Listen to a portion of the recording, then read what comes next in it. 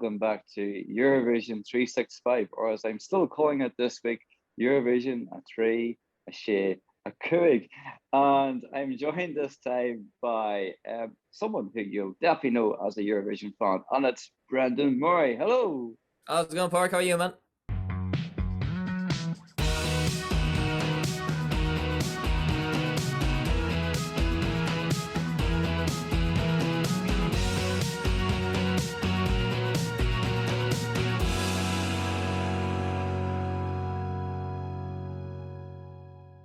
What's the crack with you? How are you getting on?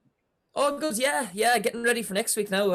Yeah, it wasn't long coming around, so it's Yeah. yeah, looking forward to it. Yeah. You're not a stranger in terms of your name to Eurovision fans.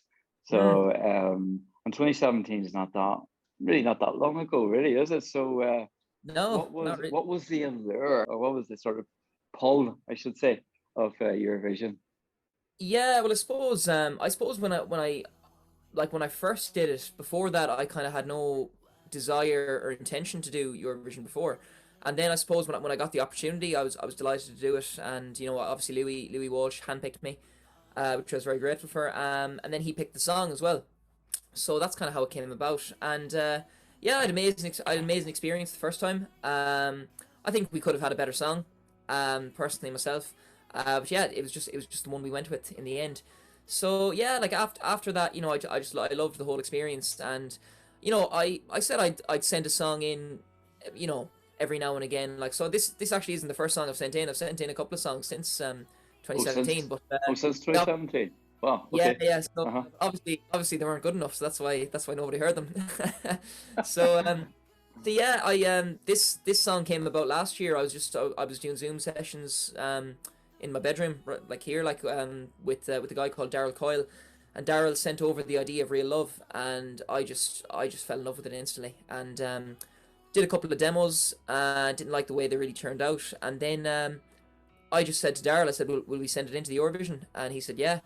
And yeah, now we're here, really. So it's crazy. It's crazy to think that Yeah, the song was written. it's just a week away now till it will be performed on stage at the Eurosong. You said you wouldn't have selected Dying to Try. Yeah, I would have personally myself. Obviously, I was grateful for the opportunity and stuff like that. But there was other songs sent in. I would have picked ahead of it personally. But yeah, it's just the way.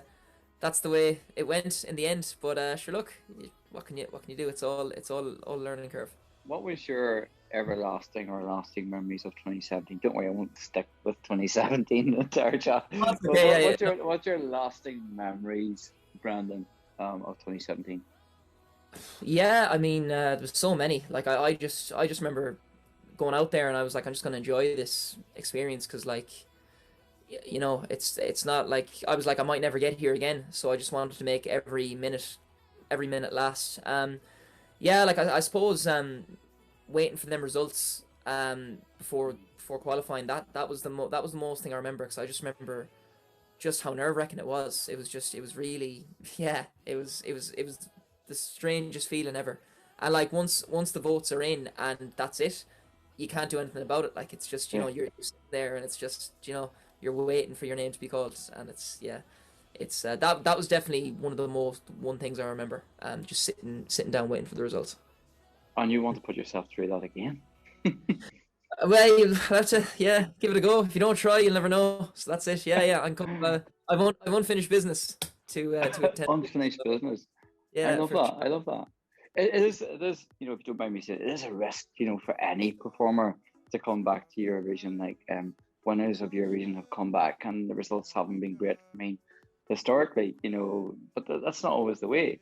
Like Jan Teigen, for example, from Norway, he placed last his first attempt in 1978, and then he went back, he came back two or three more times. He was a huge star in Norway Yeah. then and across Scandinavia, you know.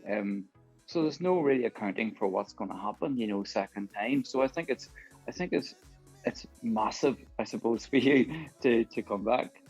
Yeah, that's it. Like, and I've been told as well. If it's a thing where it doesn't go well on the night, and I don't end up getting through. I've been told, it's not gonna. Oh, yeah, you're gonna get embarrassed if you don't. And I said, look, I'm giving it a go. That's it. I think we've sent in an amazing song, and we've written an amazing song, and you know that's all that's in the back of my head, and we're just going to go out and give it everything. A lot of people don't want to go near Eurovision because you know it might affect their career. With me, I don't think so. I think Eurovision is an amazing platform, and I had an amazing experience first time around, and yeah, touch wood, I'll have a better one this time around as well. So yeah. Oh, please God, please God. And you know, I think it's more like a Western Europe, like the UK and Ireland, that sort of viewpoint about Eurovision, and I think it's really unfair of anyone who puts themselves forward, you know, because it's all very well any of us sort of listening to the songs and saying all this and that, but you know, it's a huge thing to actually put your song in, get selected, and then go and represent your country. But the likes of Scandinavia, Sweden, Malta, different countries, like I mean, it's a huge deal, Eurovision, and I think it'd be great that if that sort of mindset was to return, you know, to these shores. I mean, what do you think of that? Yeah, no, 100%, 100%. Like, you know, a lot of people look at Eurovision and kind of look down on it, but like, you know, I think, especially in recent years, it's coming back. I think it's coming back, and you know, whoever slates it, you know, my response is, well, if you can do a better job, go and do it. Like, you know, that's the thing. Like, so yeah, like you know, since 2017, I've loved Eurovision since that. So yeah, it's you know, I've nothing. Yeah, I've no bad bad reviews about it. Do you watch it now, Brendan? You know, since 2017, as you said, do you watch it now and think, God, I remember what that was like. I remember like the postcards getting made and all the rest of it. Do you remember all? You must remember all that. Yeah, I remember everything. It's weird watching it, especially the first year after like 2018. I was like, God, I was only there last year. It was crazy. Like to think, you know, I went through the whole thing, and yeah, I've followed it ever since. And you know, I keep forgetting to myself as well. I was actually on that stage, and I actually went and you know did the job. So yeah, it's crazy to think every year watching it that I was actually involved. And your name, Brendan, will forever be on that list of people who have performed for Ireland. So, like, I mean, that's such a great achievement. Like, Yeah, it's a great achievement. class, But yeah, but class. that's it. Yeah, but sure, look, we'll try and get there second time around now and see. So, Yeah. speaking of second time round, so you've spoken a little bit about, you know, during lockdown. So, tell us a bit more about Real Love and what that song means to you. Yeah, well, I mean, it's funny because I actually asked Daryl, the guy, because Daryl actually came up with the concept of real love with the wrong ones, and I just remember that lyric. I just remember that lyric sticking in my head, and I was, that's a really, really cool lyric. And I asked him then, I was like, "What to you? What's the song about?" And yeah, he just said like, you know, real love is just not realizing what was right in front of you the whole time, and you know, you're contradicting yourself, you know, and just you know making it's like you've put love to one side and you're ignoring it, but then you come to that realization then that you know you should have said what you felt a long time ago. It sounds like that it really resonates with you. Yeah, definitely. One thing that gets me is lyrics, and just you know, anytime I perform this song or hear it, you know, the lyrics get me every time. And you know, I want people to see that as well when when they see the performance and when they're listening to the song. You know, I want people to just feel the mood of the song and just you know, yeah, You know, to feel real love from the yeah, performance. yeah. That's Yeah, exactly, yeah, exactly, yeah, yeah. yeah. Speaking of performance, I'm sure you can't tell me anything about the performance, but is it similar-ish to what we've seen before with you, or are you thinking, no, I'm gonna do totally different here? It's gonna be totally different. Yeah, it's gonna be totally. Yeah, there's gonna be no balloons or any of that. Were Yeah. you not? Were you not distracted the whole time when you did that? Like, because I was thinking if I was standing, I'd be like, I'm gonna bloody fall off this. Like, I'd be Yeah, yeah. so distracted. That's all I was thinking. Yeah, that's all I was thinking. I remember they had like a wind machine in front of me as well, and I was Oh like, God, you know, I was kind of like, I tried not to look down as best I God. could, but yeah, it was crazy. Yeah, this time it's gonna be a bit more organic, a bit more natural. What are you most excited about, Brendan? Yeah, I'm excited. I'm excited to be there in the first place. You know, I'm excited to be Sure. involved. Delighted to be there. And yeah, I'm excited to the performance as well. And you know, it's you know we're gonna have nerves in the night. I think everyone's gonna be nervous. I met all the other contestants. Yeah. And you know, I think the fact that we all get to meet each other as well. It just I think it kind of settled the nerves with everyone as well, and kind of yeah broke the ice a little bit. Yeah. So yeah, I'm excited to see everyone else perform. I'm excited for Friday night, and hopefully we get a good result. And the audience, of course, is back.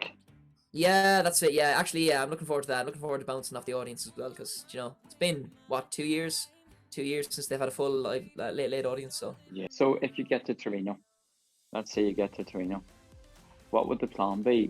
If you get the ticket for Ireland, would there be any sort of idea of going around Europe beforehand to promote the song, or before Eurovision? I mean, or would that be in the mindset?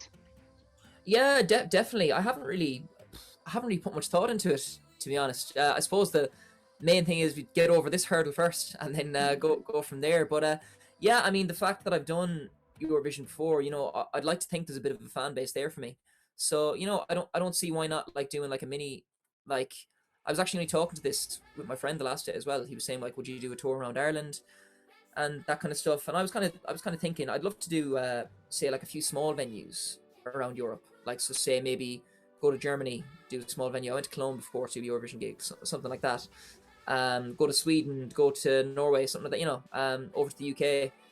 Yeah, just do maybe 8 or 10 venues around Europe, just to kind of get a bit of hype going. That's an idea I had in my head. But Yeah.